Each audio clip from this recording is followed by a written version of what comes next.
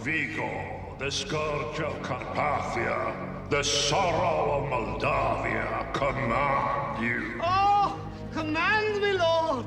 On a mountain of skulls in the castle of pain, I sat on a throne of blood. What was will be, what is will be no more. We interrupt this program to bring you a special report. This is Cheapseat Reviews. Well, let's talk about goo washing over you. Dom Knotts in the first movie where he turned into the gargoyle. Did I misread this whole conversation?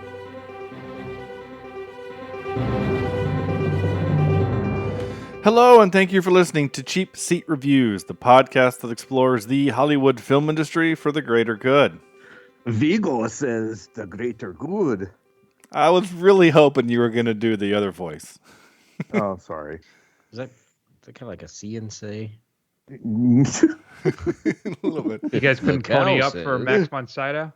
It wasn't that bad. I was hoping for it's the greater good, and that's what I was hoping for. It's the greater good. Yeah, I can't. Yeah. You can't do indiscriminate Eastern European guy. Yeah, I can't do much. Okay. Although Sean, you kind of do that sometimes. Indiscriminate Eastern European. Yeah. Sometimes. This Vigo. He's Vigo. It's Vigo.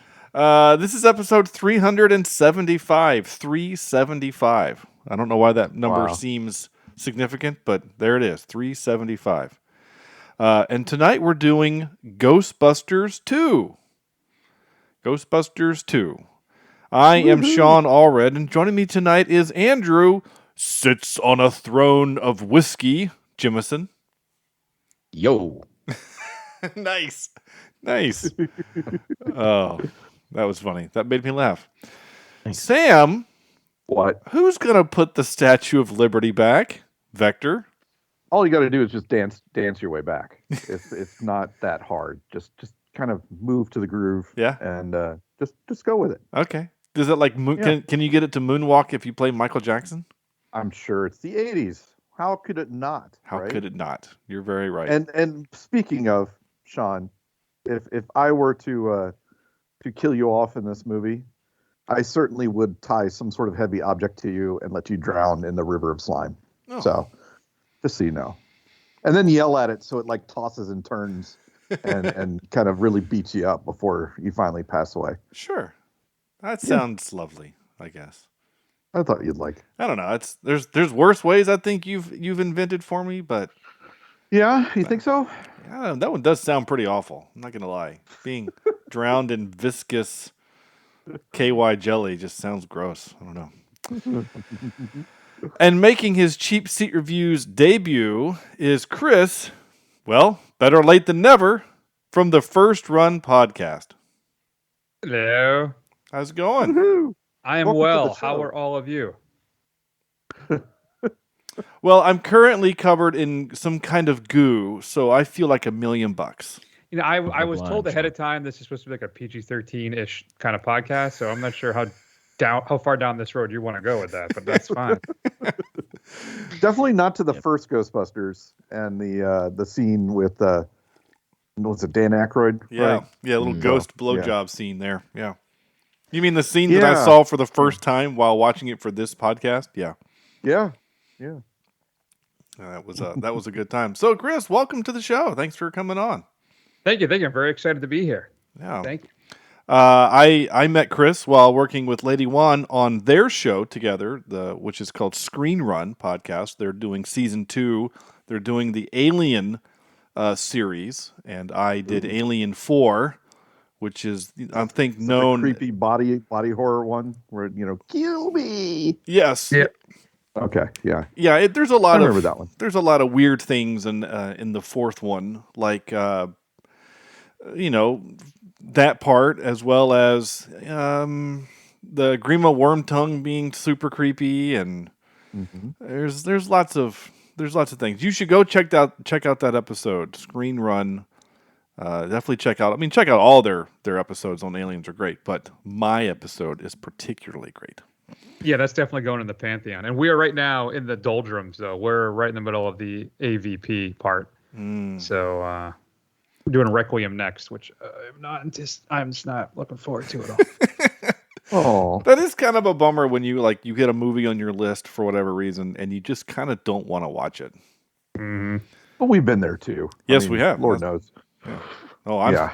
I'm speaking from experience on that one. There's sometimes whether someone put it on there as one of you chuckleheads or it was a request from a listener.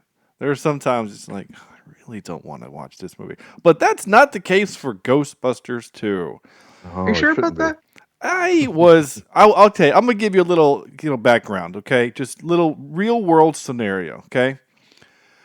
We are all people. We have lives outside of Oh, the I hope so. podcast, obviously, and sometimes things outside the show can affect our mood.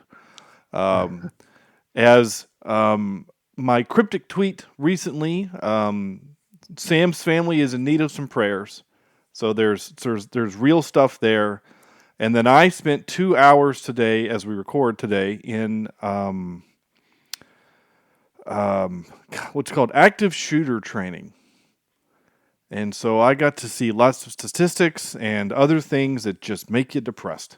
So And I teach high school. and Andrew teaches high school, and so I'm just gonna say for my own benefit that I was looking forward to escaping into a fun, dumb thing, and just allowing the goo that is Ghostbusters 2 to just wash over me. So this is definitely for me not a movie where I was like, ugh, I don't want to watch this one. I was looking forward to having a good time.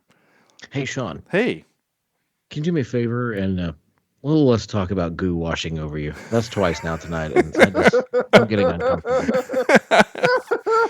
I know. I I just wasn't gonna say anything, but yeah, it is a little weird. I So- know. I that scene just cracked me up. I figured I would. We'll try talk to- about your goo shooters later. Oh, the part that made me so upset was that they got the goo all over the speakers, which of course made feedback when Pinkman picked up the microphone. But Well, that happens. Well, I sometimes. mean, You yeah, gotta watch where you're that's- aiming. you're not True. wrong, Andrew. Oh my goodness. Anyway, I'll try to keep that talked. I'm sure I'm making some people listening uncomfortable. Andrew, please tell the fine listeners of this show what is Ghostbusters 2. The discovery of a massive flow of ectoplasm under the New York City pumps. No, Because what I said is let me worse try than, that is worse again. than that. Yeah. massive is flow of happening? ectoplasm. That's what I'm going to call it from now on. We'll talk about that off air.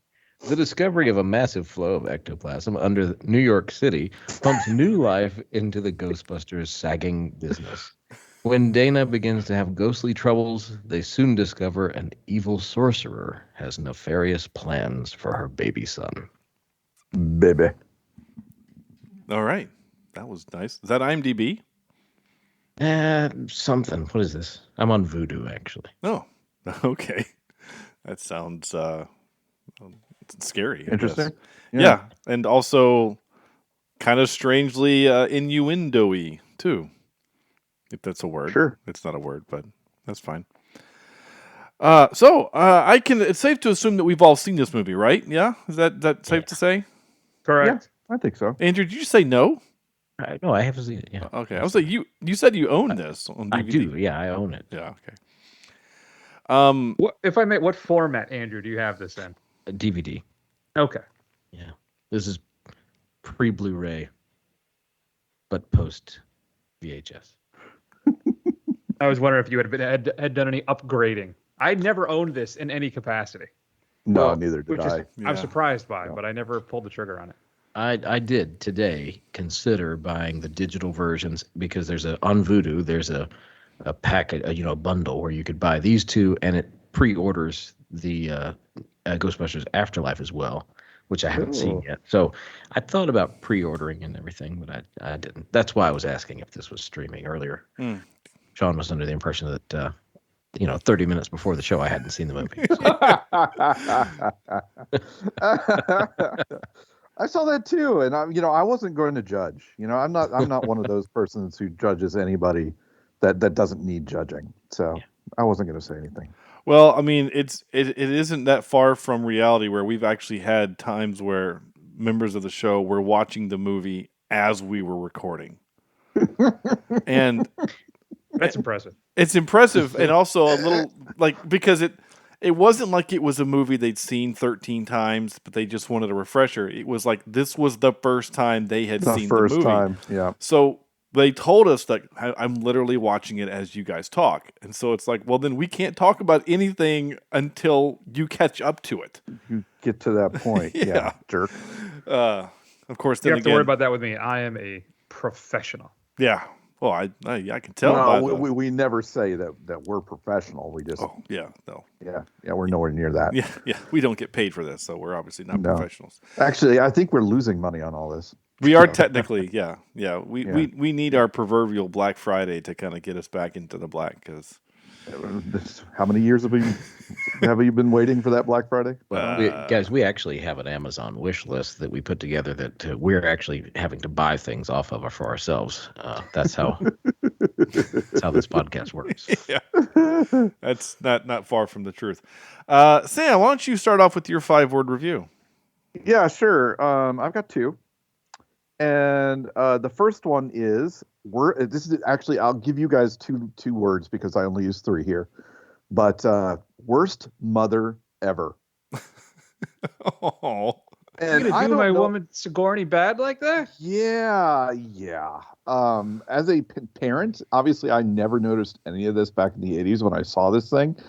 But as a parent, I'm like screaming at the TV, woman, tend to your child. Your child is in danger, and you're leaving it on a bed surrounded by pillows in another room with windows open. It just, come on, It's the 80s. People didn't care about their babies back then. It's a miracle any of us are alive.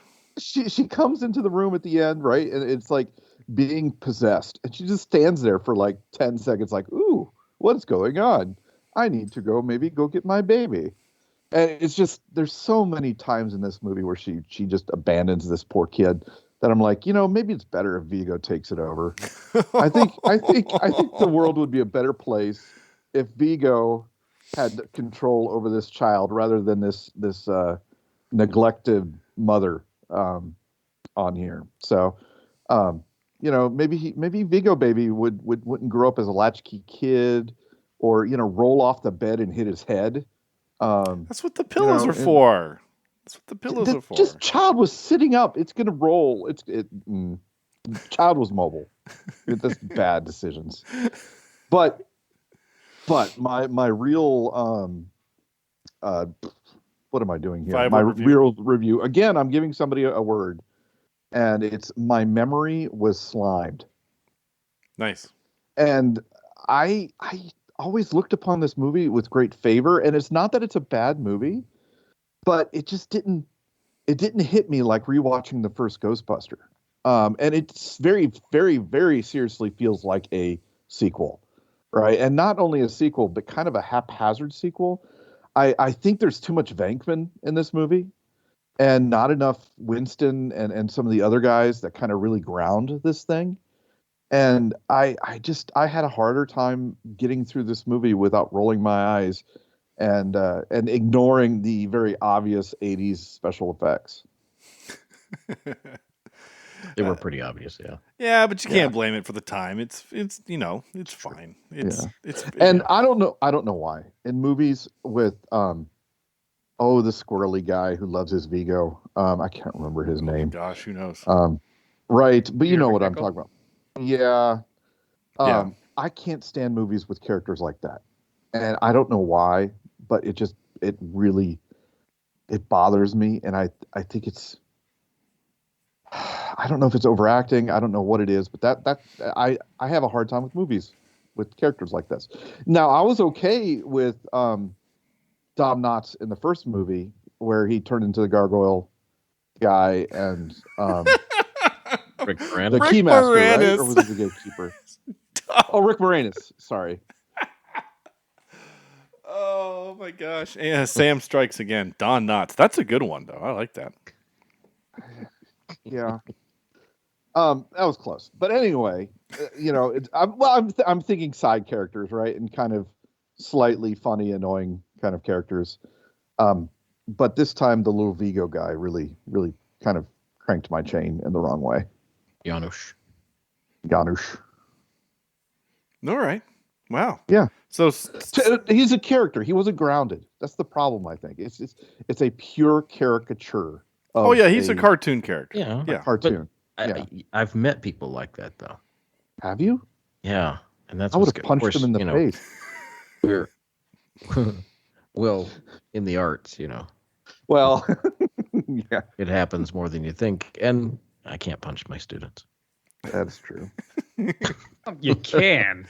Well, okay, They're just ramifications. Yeah, just get tenure and then you'll be fine. sure. You can do whatever you want. Yeah. Oh my gosh. Yeah. Okay. Well, Sam, bring in the disgruntledness here. Bring in the heat. I'm going to pour the negative slime all over this movie. So, All right. just so you know. That's fine. That's just fine. Andrew. All right. Well, I'm gonna go to bat for this film. I'm gonna play the other team here. Okay. There's a lot of nostalgia, of course. I grew up as a child of the late 80s and mostly 90s. I didn't see this movie until the 90s for sure, or any of the Ghostbusters. But I remember the cartoon. I had the action figures. I had the proton pack and everything. Oh wow. And yeah, I mean, I was a big Ghostbuster nerd back in the day. And so this movie has a special place in my heart. Now, here's what I have to say. Is it better than the first? No, it's not. No. It's not.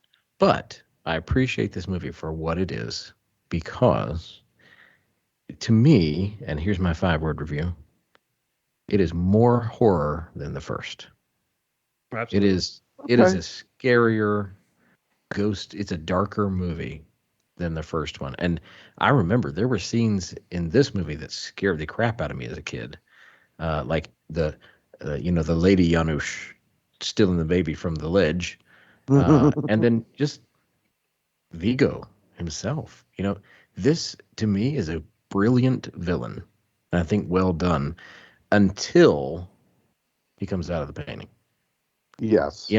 Up until that point, just the little nuanced looks and the changes and the following with the eyes and all of that just messed with my head as a kid. And watching it again brought all that back to me. I think Rick Moranis, as kind of cheesy he is in this one, I like his character in this one. He's a bumbling idiot of a lawyer, and yet he's also the stud to Janine. And there's this playful banter, that they have throughout the movie, and then at the end, he, assuming he saves the day, he thinks that he's done this miraculous task here and saved the city, and you just kind of like cheer for him, even though he's an idiot. My second review is not 5 words, but when is it ever? You can have some of Sam's. It's fine. I know. Yeah, I gave you some. You can do it. So I would hate to see the River of Slime now. In today's world, the River of Slime would be overflowing the banks of the Hudson, and not just Ernie. But I don't know that New York was a completely terrible place in the 80s. I know, Reagan was happening, so who knows? But today, this movie it'd be a touchy movie to make today. Anyway, so that's kind of where I am. All right. Interesting. That works. Okay. That's fair. Yeah. I'll give you that. That's fair. Chris. Yes. Yeah. Do you have a 5-word review? I do. It's botched stakes raising. Excuse me. Let me reset that. Botched stakes raising cash grab. Oh, So okay. I think that both Sam and Andrew are right and wrong. So, and I can pick out different points in that. I think Andrew's entirely right that this film was a lot more intense than the original one was. And also, too, what I was mentioned before about how it being more Venkman heavy. And I think part of the charm and why the original works so well, and we talked about this on my other show when we talked about Ghostbusters Afterlife. And I'll tell you, Andrew, if you are a Ghostbusters fan and you're a nostalgia guy, you are going to adore Afterlife, because that's basically you're gonna OD on that thing. That's what that movie is all about, basically. Nice. But the issue we have for part two, there's a few things I struggle with this. First off, is I'm a Bill Murray guy. Venkman was my favorite character. And I guess part of the issue they had when they were putting this thing together, right, is that they realized that they were focusing too much on him and Dana's relationship. So they did some reshoots. They inserted that great ghost train severed head sequence that wasn't originally in there, and they also put in the scenes where the photos burst into flames as well. That was a later addition. Both of those scenes, by the way, scared me as a kid. Yeah, exactly. So Reitman, I guess, was looking to raise the stakes. He wanted it to be more intense and show that the Ghostbusters were actually in danger, right? Which I think misses the entire point of why the first film works so well. The first film works so well is because the entire thing is a joke, and everybody is in on it, and everybody's winking at you the whole time. And this one, I think, mostly fails because it tries to then become, and I think it's kind of, Sam, how you put it, it's much more of a sequel. It's much more about a traditional sequel film trying to raise the stakes, trying to make something more important, to do something bigger than what made the film so entertaining and engaging the first time. Because I grew up right in the window of this. I was 9 when this came out, so this was right in my wheelhouse. And if you're not as just disturbingly old as I am, you may not even realize how huge Ghostbusters was back then.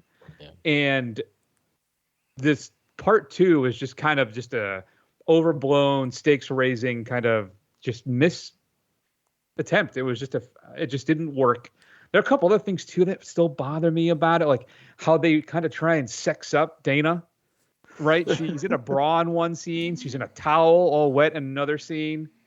I'm still trying to wrap my head around the point of that. Sean, you that got a reaction out of you. Did that? I did note that in my notes. It's like, oh, I guess they decided that they needed the 13-year-old boys to have something to look at, so they're going to have Sigourney Weaver be as close to naked as Sigourney Weaver is going to do in a PG-13 movie.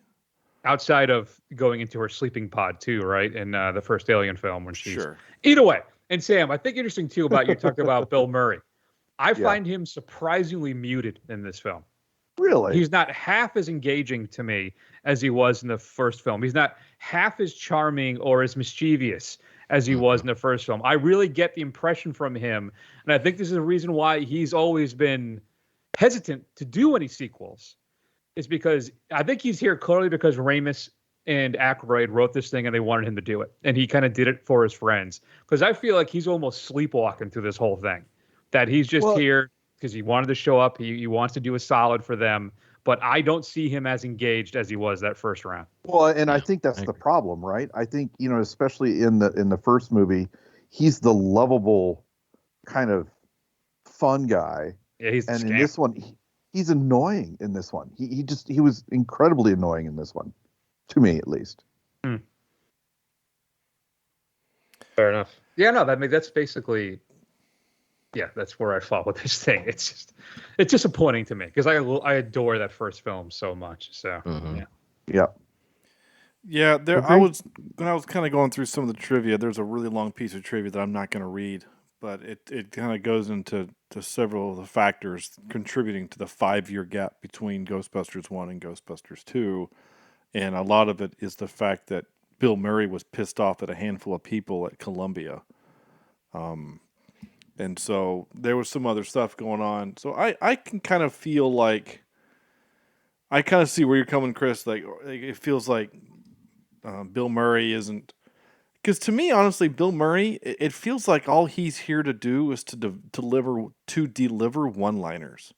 Mhm. Yeah. You know what I'm saying? Like, I mean, they made me laugh, but it Yeah. just kind of felt like, he's just there to deliver one-liners. I mean, one of my favorite ones is the part when Rick Moranis, aka Don Knotts, is saying, you can't have, you have the court order says that they can't do the thing, and we don't want them to expose themselves. And then Bill Murray says, and you don't want us to expose ourselves. Like, you know what I'm saying? Like, those are the jokes that this movie offers. Though it made me laugh, it's not I'd like quite. to give her a gynecological review. Who wouldn't? Who wouldn't? Exactly. Yeah, those kind of jokes. Yeah, they're throwaway jokes, but yeah, I don't mind them. I don't mind them either, but it also kind of gives there's more weight to the joke because Bill Murray is saying it. But I still the twinkle in his eye is gone in this one for me. Like I it agree. is the first. I agree with you. I think that you can definitely tell there's a difference in his character and just the way he's portraying the character between the two films, for sure. Well, I guess it kind of feels like Venkman in the first one is like he's trying to get one over on the city, and it just happens to be the fact that the city is in genuine peril and he can save the day. Whereas in this one, it's just, I mean, like the other three guys are like, the city's in danger. We got to do something. And he's just like, yeah, I don't know who these guys are. They're crazy. It always feels like he's the outsider. I don't know. And I know those are the jokes. Again, that's part of the charm. But Venkman's motivation feels just a little different in this movie than in the other one. Okay, so my 5-word review is, I have 2 of them. Not the worst sequel ever. Talk about non-committal. My second one was dumb and funny with heart. So I thought it was fun. I laughed at the jokes. It's also dumb. I know I talked to Sam earlier today on the phone. I was telling him, I was like, how much of this movie do you remember? And he goes, oh, not much. I think you said like the Statue of Liberty, and that was kind of it, right? Yeah, there wasn't a whole lot. Absolutely. Yeah, it's because it's been 25 to 30 years since I've seen it. And the only parts I remember the very beginning when they're doing the birthday party. And I remember thinking, even as a kid, how do they know their own theme song? Like, did the Ghostbusters, after the events of New York and the Stay Puft Marshmallow Man, go to Ray Parker Jr. and say, we need you to write a song about us? Like, you know what I'm saying? Or did they just contact the producer of their album and just say, we need the right? You know what I'm saying? Like, it's fourth wall breaking, but it. I don't think so. I think it's more they just were a cultural phenomenon, even in the Ghostbusters universe. Well, and that's and now that I've seen this, to me it was, they still had a commercial in the first one. This is kind of an extension of that world that they had, that they might have even had, a theme song at some point. I guess Sean, what I'll give you, Sean, too, is that I think as I get older and I become more cynical and jaded as an old man, I'll watch like the one thing that stuck out to me in that similar vein is when they're oiling up, for lack of a term, where they're sliming up the Statue of Liberty. I'm watching them I'm like, oh, there's no way they have enough slime in their pack to cover the entire statue. That's just it's not going to work. That's where my head goes nowadays, instead of just blankly loving everything that's happening. I'm the same way, because I'm sitting here thinking it would take them like 7 hours to wire there's no up. time either. Exactly. Yeah. We have 7 minutes to get to the Statue of Liberty covered in slime by speakers and a PA system, and somehow wire up a NES controller pad to drive the Statue of Liberty. It's fine. But I don't care. I really don't. But it's just, I kind of see what you mean. What were you going to say, Sam? I was going to say my biggest issue was the fact that they didn't need the Statue of Liberty. They could have easily taken a helicopter and rappelled off the helicopter in through that glass ceiling. No, but but they needed that symbol of hope. Yeah, that's what made to rally the city. Yeah, exactly. And the citizens. The positive energy from people cheering the Statue of Liberty is what made the dome open to allow them to go through the skylight. If it was and that's eventually what beats Vigo too, right? Yeah. It's not anything they really do. Yeah, It's everybody singing.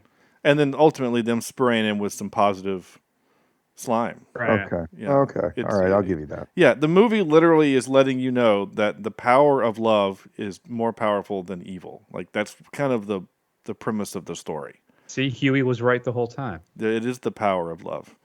And Huey would have a nice big fat, paycheck too had he just done the song, but instead he chose not to. He still got paid. Well, yeah, because he sued them. Yeah.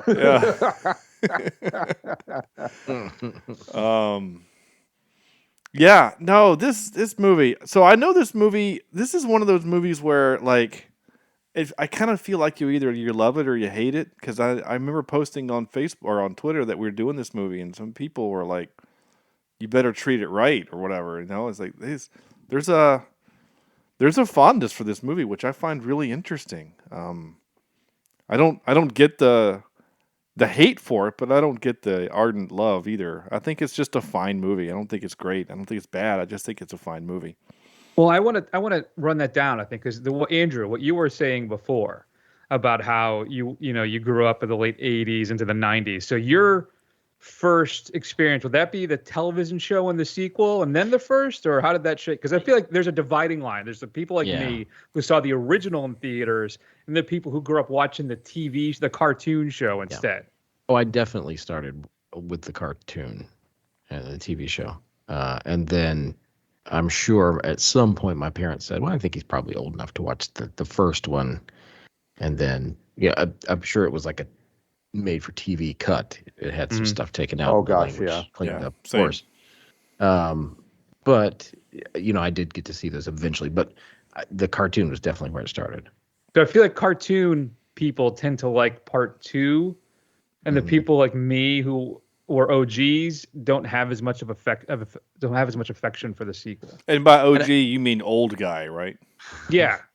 I know I don't think we're wanting to really compare the first and second movie. We're not really doing that in this podcast. But to me, if I look at the villain in the two, you see, what's the first one again?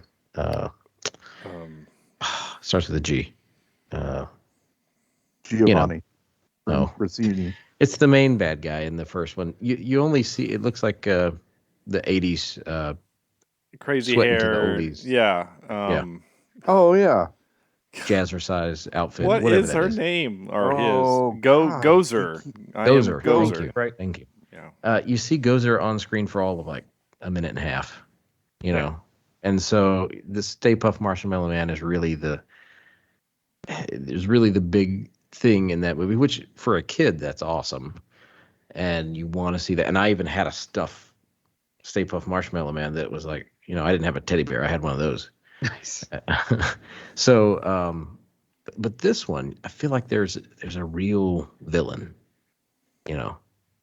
And there's much more menace with this one. Absolutely. Yeah. I don't know. Maybe that's why I like it. I don't say that I like it Fair. more necessarily because I think the first one is a better movie, but I don't know. I like the villain better for sure. The one thing that that the first one has also is more fun. Again, not to compare it, but I guess I'm going to. Is that I feel like in the first one there's more ghost busting. But then again, as I think about it, really, that movie does the same thing that this movie does. There's one scene of ghost busting, and then they have a montage. Yeah. Oh wait, I have to play the thing, don't I, Sam? Oh, yeah. They have a because it's the same thing, right? We have the fight scene in the courtroom where they just dismantle that courtroom, and then. And it also, super convenient that the court brought in their 4 proton packs and the trap so that they could get the Scolari brothers, whatever they were called. But then we get another montage. And my God, they accomplished a lot in that montage. In that montage, they not only did they get the Ecto-1 fixed and added a neon banner to the side of it, they also got new signage for their building that even lets you know that this is a sequel movie because it even has the logo of the movie for Ghostbusters 2. Again, it's on the jumpsuits as well, which I always thought was odd. Yeah, I don't understand why change the patch. Looking on it now, I mean, I kind of see it as just merchandising, to be honest. But which is a lot of what this movie was, which is another reason they were dancing to their theme at the beginning of the movie. But it could be that the business had crumbled and 5 years had gone by and they were doing birthday parties, and so when they were reestablished, maybe they needed a new branding. I don't know. But that's reading a lot into it. I mean, I think you're giving. Harold Ramis and Dan Aykroyd, I think, are very clever writers. I don't want to take anything away from them. I just think I think you're right. I think because the fact that they mention He-Man specifically in the movie makes me wonder: did the Ghostbusters toy brand, was that Hasbro? Like, you know what I'm saying? Like, are they in the same family as He-Man, so they could do that thing? Right? Wasn't He-Man Mattel? I don't know. Whatever it is, maybe it is Mattel. It might have been a competitive thing.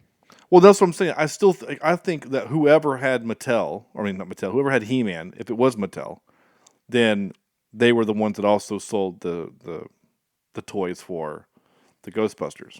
I mean, I'm hesitant to think it's a rebranding thing because if you're like, Joe Schmo Company and you make some product that kills a bunch of kids, calling yourself Joe Schmo 2, I don't think is really going to get you out from under that cloud.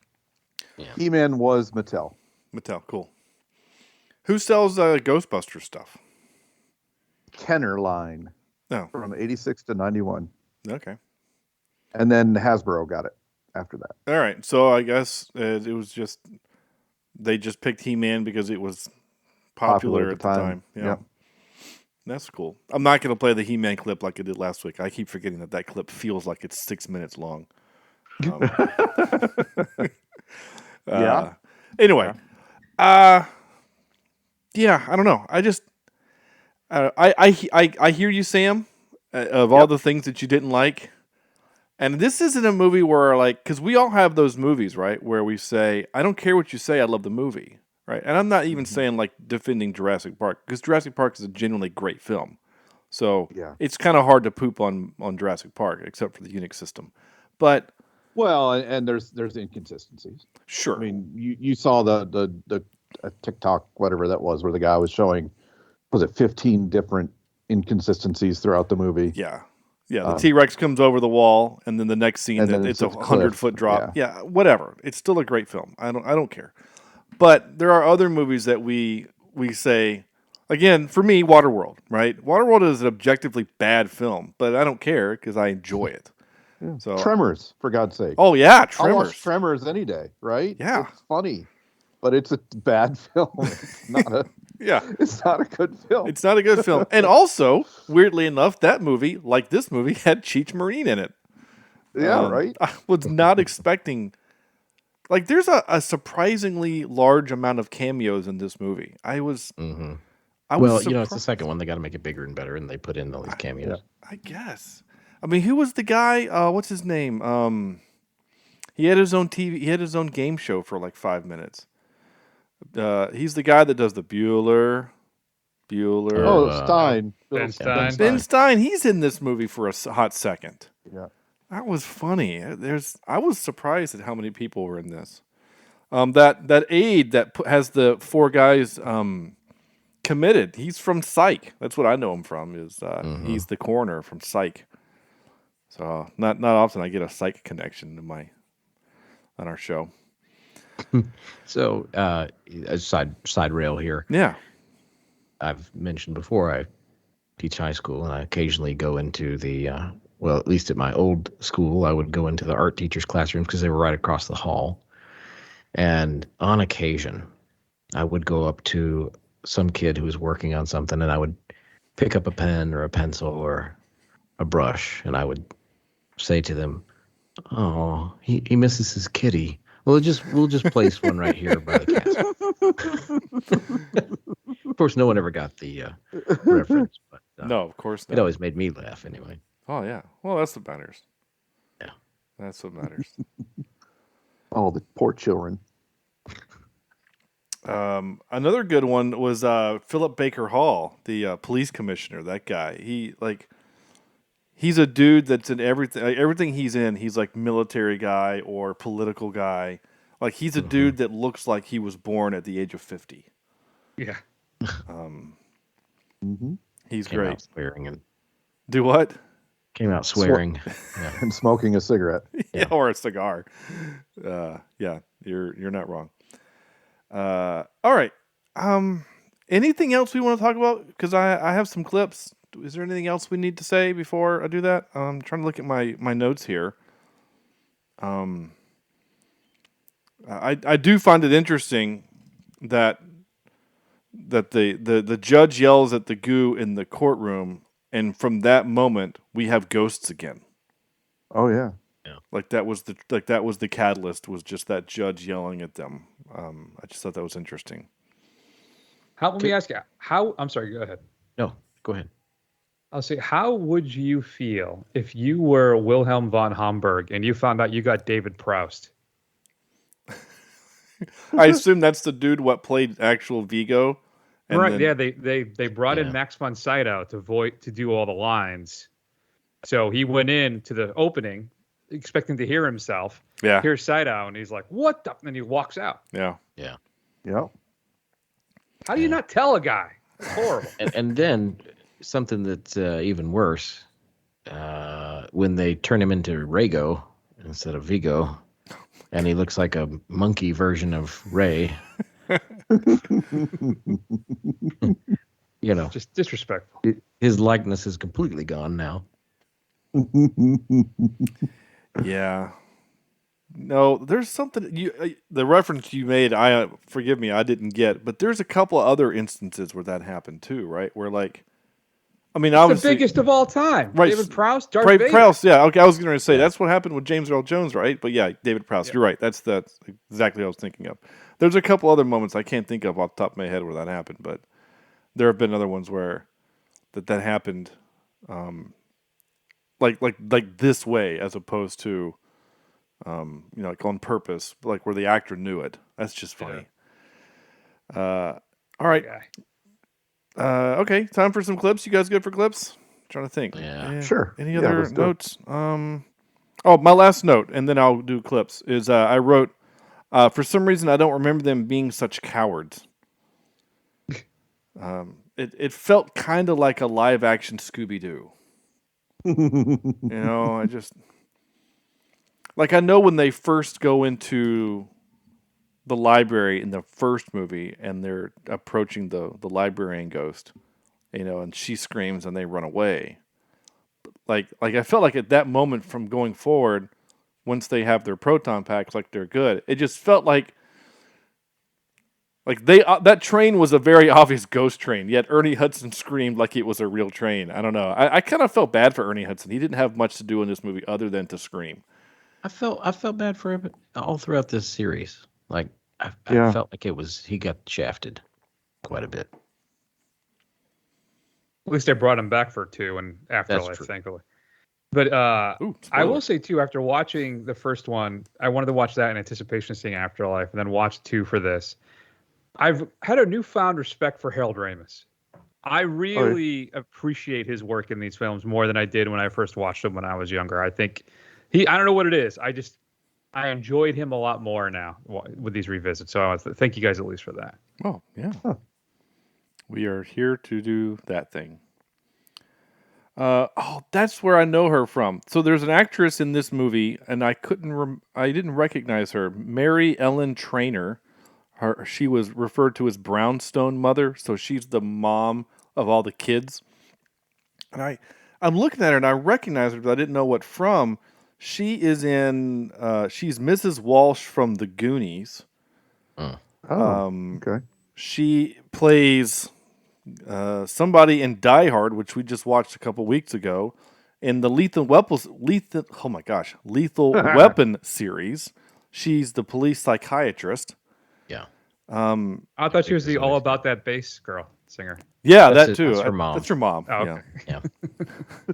Oh, and she's in Congo. Oh, she's in Little Giants. She's in Forrest Gump. Oh my gosh. Yeah, she plays like a mom in all these. All of these things. Yeah. In the Little Giants, she is the Icebox, the lead character, Becky. It's her mom. That's funny. All right. I didn't know she was married to Robert Zemeckis. Really? Yeah. Well, And she has passed. Yeah, she died Oh, in well. 2015 at the age of 62. Oh. Yeah, it's a bummer. A little too young.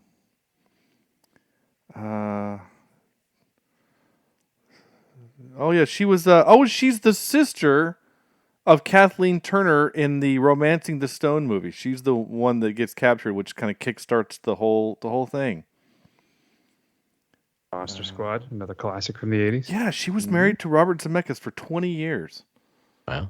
Yeah, that's really cool. She appeared in 4 films directed by her husband: Romancing the Stone, Back to the Future Part 2, Death Becomes Her, and Forrest Gump. That's pretty neat. All right. Well, there you go. Yeah, good for her. That's awesome. Yeah, she's like everybody's mom. That's just crazy. She was even in an episode, a CBS school break special. All right. Time for clips. End of the world will be on February 14th in the year 2016. Valentine's Day. Bummer. Yeah, bummer. She kind of reminded me of Jennifer Tilly, her voice. Right. It's the voice, yeah. Yeah. Yeah, just her voice. Oh, do I have this trivia? This is fun trivia. As I'm looking at the as I'm looking at the cast here. So the kid that says you guys are all frauds, and that's why you went out of business, that's Jason Reitman. Yeah. That's his son, who would then later direct Afterlife. Afterlife. That's perfect. This one is just titled Bad. If everything you're doing is bad, I want you to know this. I love that line. That cracks me up. I forgot I was going to set this up. I was going to say, this is Sam teaching his class. If everything you're doing is bad, I want you to know this. Sam is tough on his kids, on his students. Yeah, they deserve it. Yeah. I mean, this thing works for any kind of setup. You know, this is Andrew after practice. If everything you're doing is bad, Yeah. I want you to know this. So there you go. Yeah. Or that's actually Sam after every podcast we do. That's it. Here's Harold Ramis saying something. Yo! That's it. I just like See, the genius. Yeah. Yeah. I like that. Yo! All right. That's great. I mentioned this clip earlier, but this cracks me up. Don't talk to me. Talk to my attorney. That's me. My guys are still under a judicial estrangement order. That blue thing I got from her. They could be exposing themselves. And you don't want us exposing ourselves. I mean, You know, this one, this movie, you know, it doesn't have the ghost blowjob, as you said, and it doesn't have some of the innuendo, but that, and then, you know, other little things like, what was the, get a stool sample, personal or business? Like that one takes a minute to think about, but you're like, I get it now. Okay. Yeah. I appreciate little things like that. Yeah, that is a good one. I like too the courtroom scene when Bill Murray's feeding him the lines. Yeah. He's what? It's just they promise they won't do it again. What? Yeah. He's leading the witness. Come on, we're both lawyers here. Yeah, it's great. I just like the fact that Rick Moranis was just right off camera. Like he was ready to be in that judge's face for the line. That blue thing that she gave me, because he doesn't really know what it is. I love that.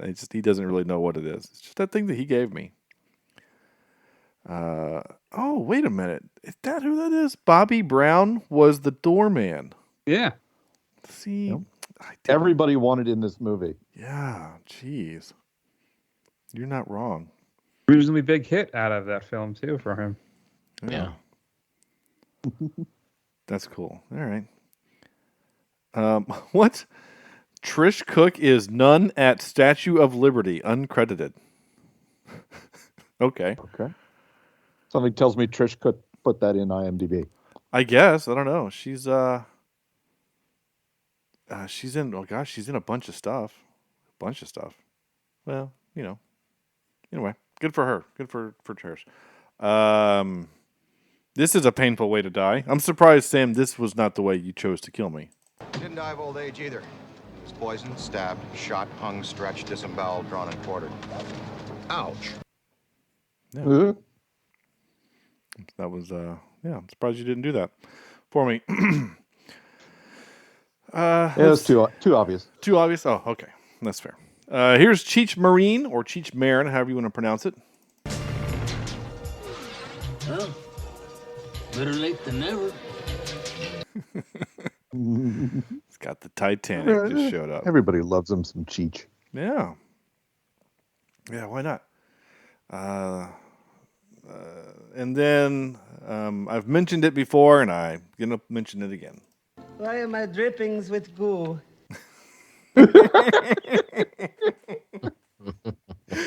Oh my God! It's not that kind of show, I was told. Yeah. Wish I had that audio for late nights. Oh. Why are my drippings with goo? I love it. I don't care. I love his little weird thing that he did. It didn't bother me at all. At all. Time for this. And now for some more bad news. Ready? A little bit of trivia here. We've mentioned it a couple of times. In the years between this movie and the original Ghostbusters, the cartoon The Real Ghostbusters introduced the idea that Slimer was living at the firehouse with the Ghostbusters as a pet. Because the original film and the cartoon series were so popular with children, they put Slimer in this film. Yeah. Marketing. Yeah, well, you need an R2-D2 archetype. That's what you need. Yeah. We've already mentioned the fact that von Sydow dubbed his lines, and Wilhelm left the premiere in anger when he found out. That's kind of funny and sad.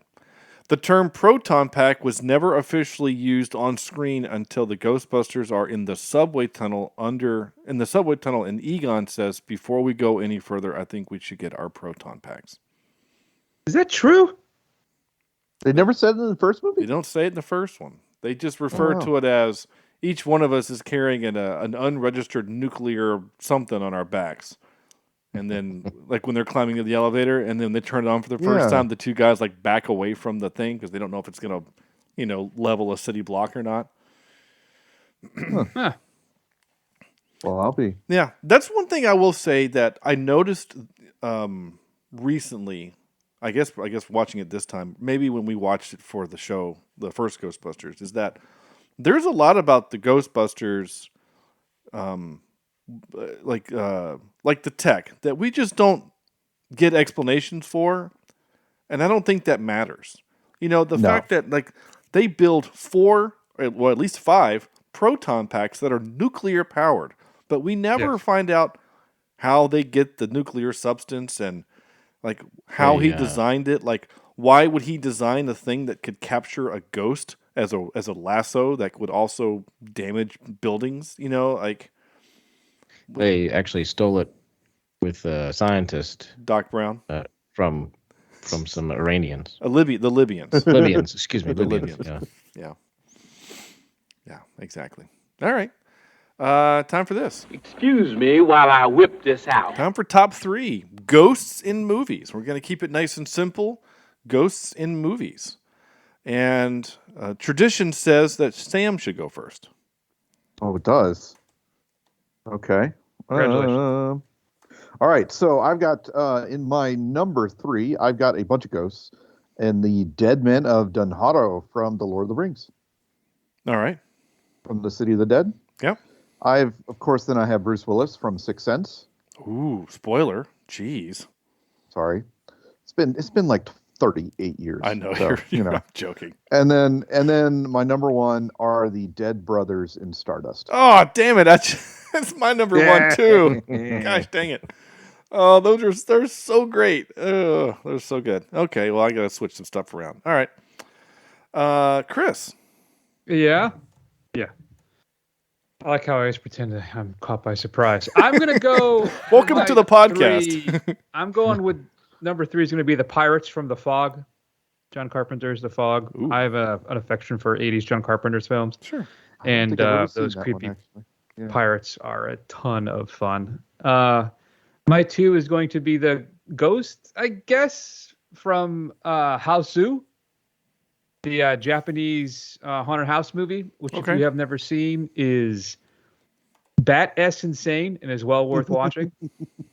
And then finally, I'll go with just whatever that presence is at the Overlook Hotel in The Shining. Oh, okay. So just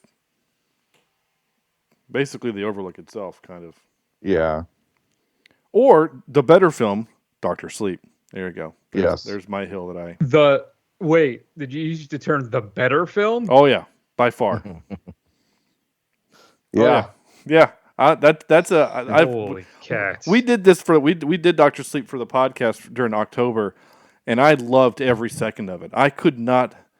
I did not like The Shining at all. You son of a bitch. I can't even begin to wrap my head around that. No, that's fine. I mean, it's just, The Shining is long and self-aware and boring, and it thinks it's important, but it's not, and even the author doesn't like it. But Dr. Sleep is interesting and clever and has some cool dialogue and some interesting things. So, it's just... He also hasn't seen the documentary, The Room. I haven't, but I also feel like I shouldn't have to watch a second documentary to make the movie better. It doesn't, but it's it. Okay, I don't think we have this kind of time. I think I broke our guest. I love it. We've got a couple minutes. If you want to try to solve, if you want to try to fix me or make your argument, that's fine. But I mean, it's one of those it's just one of those things. It is what it is. The Shining is one of the greatest horror films ever made, and it tops. I vacillate between that and The Thing as my favorite horror film. I watch it annually. It is one of the most disturbing, unsettling things you'll ever see because Kubrick does such a brilliant job keeping you off balance the entire time. I don't give a poop what Stephen King thinks about that adaptation of his property because he likes the Steven Weber version, all right? Which, no. So I think that what Kubrick does with that material is just so unsettling. And it's just filled with dread from the beginning of that film, and it never lets you go. And it's hypnotic. I don't know. I just adore that film. If by dread and hypnotic you mean sleep-inducing, then yeah, you're right. And I think the biggest problem for me, and you used the term, which I find interesting, you said it's one of the greatest horror films ever. There's nothing scary in that movie. I was not scared at all, ever. But you probably also watched it when you were a kid, right? Yeah, but I watched it peeking through the stairwell of the stairs as my parents watched it, like on Spotlight when I was like 7. Sure. And I got terrified from it. And it's not a matter... See, horror doesn't have to be jump scares, I'm terrified all the time. It can just be this deep, unsettling ache. Like, what's a good example? The Empty Man that came out this year. I don't know which I think is another kind of really fascinating, unsettling film. Horror for me doesn't just have to be scares. It can be Midsummer is a good one. Yeah, Midsummer is one that is a slow burn, and it is a and it's unsettling. It's not a jump scare movie. Yeah, there's no jump scares. I don't think jump scares are what make a good horror film. I mean, like the opening, the scene in the Evil Dead where she gets raped by a tree is one of the most unsettling things I've ever seen on film. Mm-hmm. Though the rest and of that's that movie, horror, right? And that's horror, right? But my point is, I'm not coming to Sean's defense here, but I will say the baseball boy scene in Dr. Sleep by far is the worst horror-ish scene between the two movies. Yes, in terms of not basically losing sleep at night over. I like Dr. Sleep. I think it is fantastic, and I think the director's cut is even better. But I need to see that. I didn't know there was a director's cut. Yes, you did. We talked about it on the episode. Oh, But I wasn't listening. The Shining in itself is just a vibe. It's a mood, and it's just this creeping, unsettling experience, which I just don't find. I'm not saying Dr. Sleep is bad. I just think that The Shining is an experience. Sure. And Dr. Sleep is a very, very good. Mike Flanagan at this point for me can almost do no wrong. I haven't seen him churn out a bad film yet. So. And I almost I have to admit, I think I said a couple things. Honestly don't remember what I said to spark this. I don't think The Shining is a bad movie. I just said that mostly for shock value, just to see your reaction, Chris. I don't think it's a bad movie. It just didn't work for me. Like, I don't think, again, I think it is brilliantly shot. I think it's brilliantly acted. I think all of the things that make a movie great are there. But it doesn't work for me. It's not scary. And also, and I mentioned this when we did Dr. Sleep, I didn't realize until we watched Dr. Sleep that I realized that the Overlook was haunted. When I was watching the movie the first time, the Shining for the first time, I assumed everything that was happening was inside Jack's head as he was just going mad. I thought it was just his own psychosis.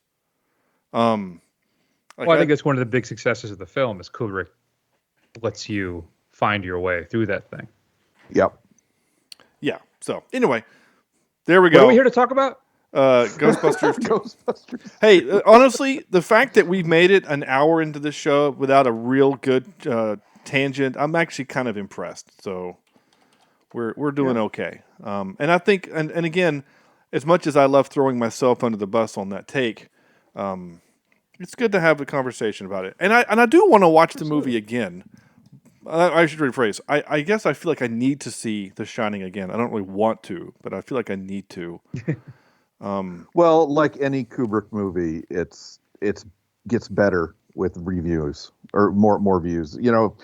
It's 2001 is like that. Eyes Wide Shut. It just the more you watch. The more you're just watching that for the orgy scene. Let's just be honest. Yeah, but anyway.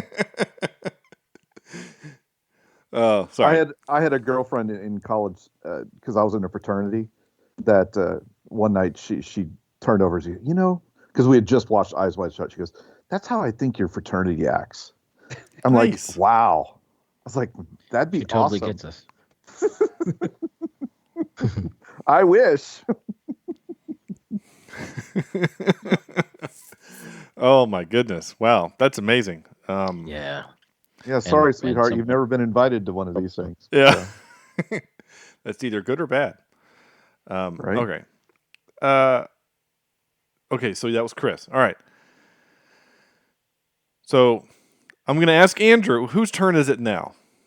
Because this became a thing. Is it yours? I guess it's mine, and then we'll determine who goes after that. Because I went back and listened to 3 or 4 episodes, and we've been doing Twitter and then you. So... Okay. I'm just saying, you got mad at me last week, even though that's the way we've been doing it. So I'll do my 3, and we'll go from there. My 3 is since Sam took the best one, in my opinion, which is from Stardust. The funniest. Definitely the funniest. Not the best, but the funniest in Stardust. So I am going to do Dr. Sleep as my number 3, which I guess is still technically the ghosts from the Overlook. So we're having a shared moment there, Chris. Okay. With the Overlook. 2, I'm going with the ghosts from the Muppet Christmas Carol. Nice. Yeah, even though they're Muppets, I don't care. They're ghosts. And we watch that every year. And my number 1 is I'm going to do The Frighteners. Okay. Nice. I love that movie. That was on my list too. Look at that, Robert Zemeckis. We're full circle. Yeah. Wait, what? Oh, no, Peter Jackson did The Frighteners. Yeah, Peter Jackson. That was the movie what got him the Lord of the Rings. Noticed. Yeah. Yeah. Could you? Even though it had Jake Busey. Yeah, it did. Busey. Yeah. Busey.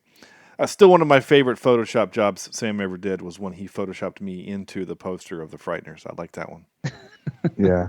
Yeah. There's a lot of good ones out there. Okay. Andrew, would you like to go now or would you like to go after Twitter? I'll go now before Twitter. Okay. All right. Yeah. If that's okay. It's please, by all means. All right. So I've got Bruce Willis in The Sixth Sense. Yep. I have Patrick Swayze in Ghost. Swazi. Yep. Yeah. And Nearly Headless Nick in Harry Potter. Nice. Very nice. Okay. I'll take it. All right. No ghosts in Star Trek, Sean? Oh. That's right. I'm calling you on it. I don't think so. Could you count the Tholian web? I wouldn't. That's the one. That's one where Kirk is trapped in between dimensions, and he shows up as ghosts for people. I mean, I've always loved that episode. But that's also TV. The closest thing I could think of would be like, it's not even a ghost. It would have to be like in Star Trek Generations when they go through that time ribbon thing, and Patrick Stewart is talking to Whoopi Goldberg, and he's like, "Are you here?" And she's like, "I'm an echo of the person you used to know." That's the closest thing I could think of to ghosts in Star Trek. Nobody mentioned the Force ghosts in. Yeah, I just realized that. Yeah. That's a good one. Yeah, definitely the young Anakin, and as the Force Hayden, ghost that was put in there. Yeah, because that is the exact right ghost at the right time. Yeah, that he needed to see. So he was the ghost. It wasn't the ghost that we wanted. It was the ghost that we needed, or something like that. That sounds right. Okay, so now Twitter. Now last week I apparently I have a habit, not a habit. I've done this twice now, where I have said the name of the host of the show incorrectly to the show. So last week I said Cam from the Green Shirt podcast, The Newbies Trek Through TNG, and then I said Cam from the Sudden But Inevitable podcast, when of course I meant to say Jesse from the Sudden But Inevitable. And I didn't know I said it until Jesse sends me a message and says, "Oh, apparently Cam is now running my show as well." And if you rewind about 3 months, I said Jesse. Not only did I say Jesse from Sudden, and then I read all of his, I also said Jesse from Green Shirt and then read Cam's. So apparently this is a thing that I do. So I'm going to be very careful when I read our Twitter contribution. Lauren from the Beard Owl podcast, who we had on last week, which was a pleasure to have. She says Casper, Beetlejuice, and also A Muppet's Christmas Carol. So, Beetlejuice. That's a good choice. I didn't think of that one. Yeah. Thank you, Lauren. Jesse from the Sudden But Inevitable podcast says Ghost Dog, Ghost in the Shell, and the Ghost and the Darkness. And then he wrote, "Just kidding," with little shades. And then he said Pirates of the Caribbean, The Sixth Sense, and Beetlejuice. Yeah. And then good friend of the show, Andrew, who's been listening for a long time, says, in no particular order, Stir of Echoes, 13 Ghosts, and The Frighteners. So thank you all for that. Andrew is at ABEDEW13 on Twitter if you want to follow him, and because he has lots of interesting things to say. So thank you all for that. Yeah, cool. Time for this. Wait, what's supposed to happen? This is where we give the movie a score from 0 to 10. We don't do 0. that. I mean, we can I'll give you podcast. Yeah, I don't want a score for this show. We already. I know. I do want to say, in seriousness, we are pretty self-deprecating. That's the word. For the We're show. We're self-defecating. Yeah, that too. We are definitely that. We cracked in the top 9,000, or I guess we were like 8,000 and something. So I guess we're in that 8,000 block of worldwide podcasts. So yeah, can't you taste the fame? I know, it's awesome. We're one step away. Your heads now. Yeah, we're one step away from Joe Rogan, man. This is great. We're gonna get that Audible money, or not that Spotify money, where they buy our show for $3 million. Wondery's going to be giving us a call pretty soon, I'm sure. Yeah, this is great. No, who we're gonna be? What's that one that I hate? Shit. Who is it? Not. Not Apple. What's the other one that we used? That we've used for a long time. Gosh dang it. That doesn't matter. Like Stitcher? Stitcher. Yes, Stitcher's going to one that they're going to call us up and offer us an exclusive. And this is the quality you can expect from this show. That's right. I'm just here chasing clout, so I hear you. I'm fine with me. Oh well, I mean, it's all in good fun. And Chris, we invited you here because I want to steal your listeners. That's kind of how this works. Good luck. Yeah. Andrew, will you please give this a score from 0 to 10? I sure will, Sean.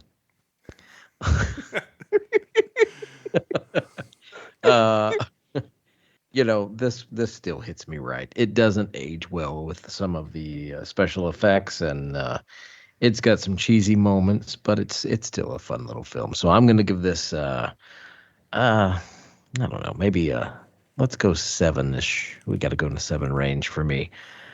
Low 7s, so let's stick with 7.2 Viggies. You've been a bad monkey. There you go. You've been a bad monkey. Chris, feel free to embrace the decibel, by the way. What's funny is I wrote it with a decimal point, but I did not add any numbers after said decimal point. So I just gave it a straight 4. Oh, wow. Yeah, just still doesn't work for me. Didn't work for me as a kid. Doesn't work for me now as I'm even more now, older and much more sophisticated. I'm floored here. Hold on. I've just spent an hour and 15 minutes with you. I thought you loved this film. Did I misread this whole conversation? I think so. I mean, I thought I was pretty down on most of it. I didn't care for. That's funny. Yeah.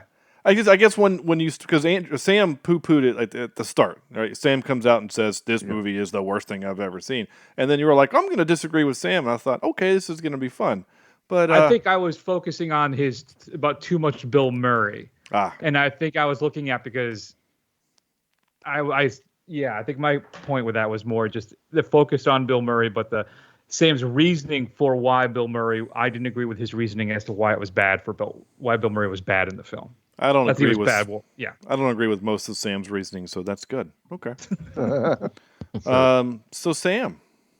Yeah, I'm not going to go as low as a 4, but I'm going to do a 5.8 out of 10. All right. 5.8. All right. Well, I find myself in a strange position. I don't know. I know I liked it more than a 4. I had a good time with this movie. There was parts of it that made me laugh out loud. On a week where I needed laughs, this was a good movie for me to do. I say hose 'em. Yeah.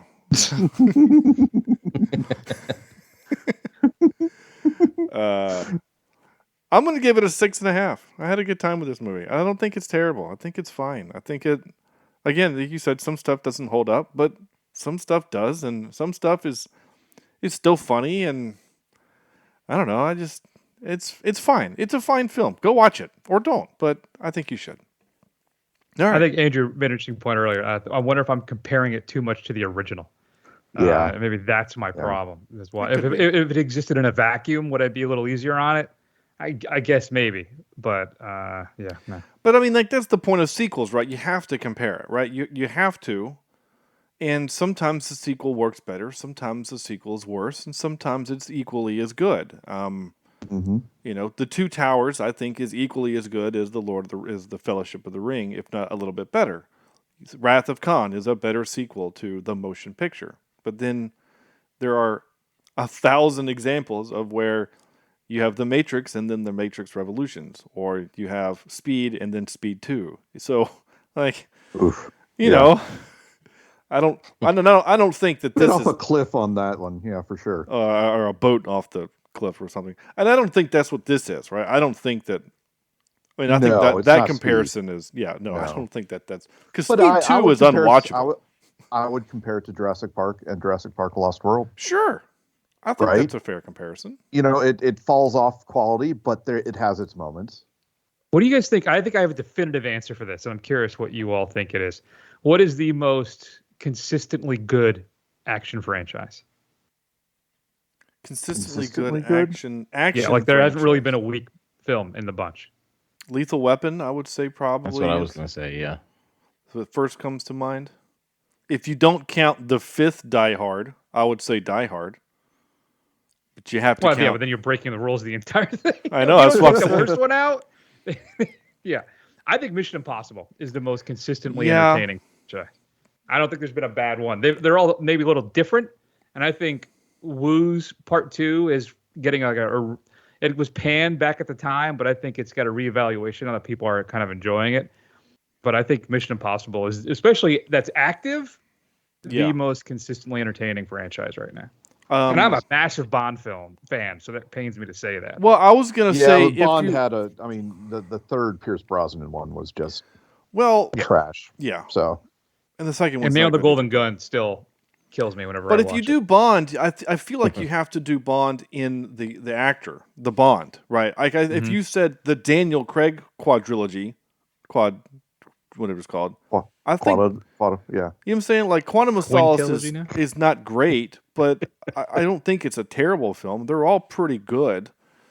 Yeah, no, that's interesting. Honestly, I hadn't really ever thought of it. I mean, that's a good little thought exercise. Yeah, I think what we said, it works. Lethal Weapon, I think, is definitely up there.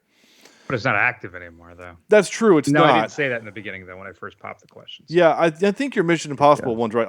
Since we're here, and I'm just going to ask you because it bothers Sam, but which one is your favorite Mission Impossible one? Oh, Ghost Protocol. See, I love 3. 3 is my favorite. Well, that's the rebirth. That's, I think, that's when this version of the franchise started. Yeah. And just P.S. like probably my favorite villain out of all of them. Fast and the Furious was the same way, right? Where it took the third one to kind of jump it off. Or the fourth one, technically. Because the Fourth third one, right? one... Was it the fourth one? The third one was Tokyo Drift, technically. Was it? Oh, I thought Tokyo Drift was a sequel. The second one. No, so there's Fast and Furious, then Too Fast, Too Furious with Taye Diggs. That's when they introduced Taye Diggs. And then they go to Tokyo Drift, which is technically a prequel. And then that's when they start with Fast and Furious, and then the Furious 5, and then 6, 7, 8, and then Furious goes to space is the last one. They literally go to space. So there's that. Yeah, no, I love the Mission Impossible. I love all of them. I really do. I love all of them. Ghost Protocol is great. The scene when Tom Cruise steps out of the building makes my butt pucker every time. Oh my God. You're not human if it doesn't, right? I mean, there's a very few people on Earth that shouldn't get the heebie-jeebies from that shot. It's so good. I mean, and I know he's in a harness that they just, green screened out or they just CGI'd out. Like, I know that. And I watched some of the behind the scenes of those shots where they, there's a big line painted. If you cross this line, you have to be harnessed. And they literally just had safety people there just to prevent you from walking across the line, which I think is super awesome. But oh my gosh, that shot's so good. All right. Last couple of things, and we're going to get the heck out of here.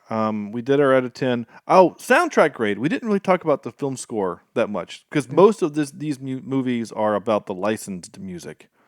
But Randy Eldman did the score, and I think it's a pretty good score.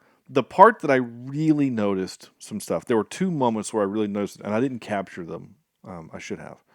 The part when Sam mentioned when Sigourney Weaver is a bad mom, when Oscar is in the bedroom by himself and the window opens, like I'm listening to it through my headphones, and we're getting like this weird discordant version of "Hush, Little Baby."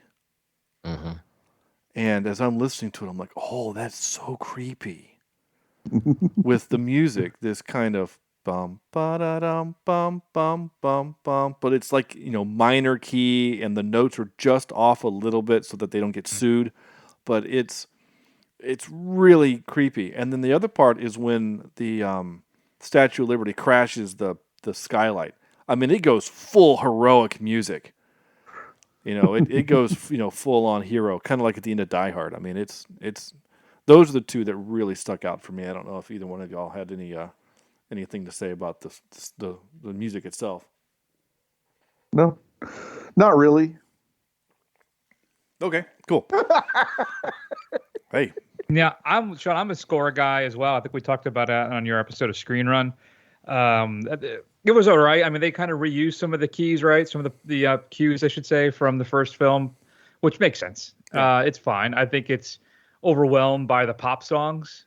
The film is overwhelmed. It kind of overshadows the score. So, and I don't find it particularly memorable. As you said, it's just kind of a rehash, mostly outside of the Hush Little Baby stuff from the first one. Yeah. Yeah, I mean, like if I played you some of the score from this and said this is from Ghostbusters, you would say, "Oh, okay." I don't think you would. Most people would know. Of course, then you play the Ray Parker Jr. song, and oh, everybody knows that. So yeah. Mm-hmm. We do have another game. It's called the Quote Game. This is a game where if you, the listener, want to participate, you just listen to the quote. You send me a message via Twitter, Facebook, or email. And say, hey, this is the quote, and this is the movie that it's from. I will mail you a sticker. So, last week's quote was, that's not a knife, that's a knife. So, for those who are playing at home, that is, of course, from The Little Mermaid. No, that's not it. That's from Crocodile Dundee. This week's quote is from, well, not from, but it is from a movie filmed in North Carolina. So, it's North Carolina connection. There's your hint. This is the quote, nobody puts baby in a corner. That's your quote. Jurassic Park. Yep. Well, as much as the joke would work, Sam, I love when you get to insert Jurassic Park. That wasn't filmed in North Carolina, so I did already give that hint. Technically, I went to Kauai and then I came back to North Carolina. Yes. So when I visited the sets over in Kauai, I technically brought that and then shot a video of me watching the video in North Carolina. So therefore, it was shot in North Carolina. No, not at all. You Works could for me. See? No. You could say something like The Fugitive. Well, the part where the You're train... going to give it away here in a second. The Fugitive, or Cabin Fever was filmed here in North Carolina. Iron Man 3, you could say. Arn. Or... The Last of the Mohicans, also filmed here. Oh, it's definitely from that. Yeah, Last of the Mohicans. Could you imagine Daniel Day-Lewis saying that line? Okay. Oh, he'd work it. He'd make it work. He'd find a way to make it Oscar-worthy. Chris, please tell the listeners of my show where they can find your shows, the two that you have. Sure. So Screen Run is available at screenrun.fun. Which the lady one loves to say because she loves that. That's our domain. And first season we covered the films of Kevin Smith. This season we are right in the tail end of the Alien franchise. And then my other show, The First Run, where we just kind of do, first release films, and then we'll do a second film that is just whatever we want to watch. We have marathons and other stuff. You can check us out at thefirstrun.com. You can find all your needs there. Awesome. Perfect.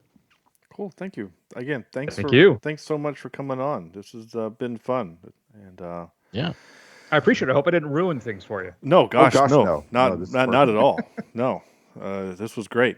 That's it. That's our show. Next week we're doing While You Were Sleeping. We are going to end the year on the Sandra Bullock rom-com While You Were Sleeping. This was a listener requested movie, and I've never seen it. So I don't think I have either. Yeah. So I'm looking forward to having three dudes talk about this rom-com. It's going to be great. It'll be a lot of fun. In the meantime, go to I heard that sigh. Oh, sorry. Was I live with that? Oh. It's going to be fine. We're going to have a good time. I don't have a guest lined up for that week, so maybe we'll find somebody that's willing to do that movie. But in the meantime, go to our website, cheapseatreviews.libsyn.com. There you can find links to all 374 other of our episodes. Facebook.com/cheapseatreviews and at cheapseatcast is Twitter, cheapseatreviews@gmail.com. That's going to do it. So on behalf of gosh, I'm having this moment, Andrew, where I'm like, wait, is Andrew supposed to talk now? No, he's You want to call me Jesse? Would that make you feel better? Yeah. Thanks, Jesse. Cam. Chris. Gentlemen, really, I want to say thank you so much for letting me come on. I had a lot of fun, so thank you so much. Oh, the pleasure was ours. Well, maybe not Sam's, but definitely mine and Andrew. So on behalf of Andrew, Sam, the portrait of Vigo behind Andrew with his Santa Claus hat on, and Chris, this is Santa Sean. Vigo. Santa Vigo. And Chris, this is Sean saying thank you so much for listening, and we'll see you next week.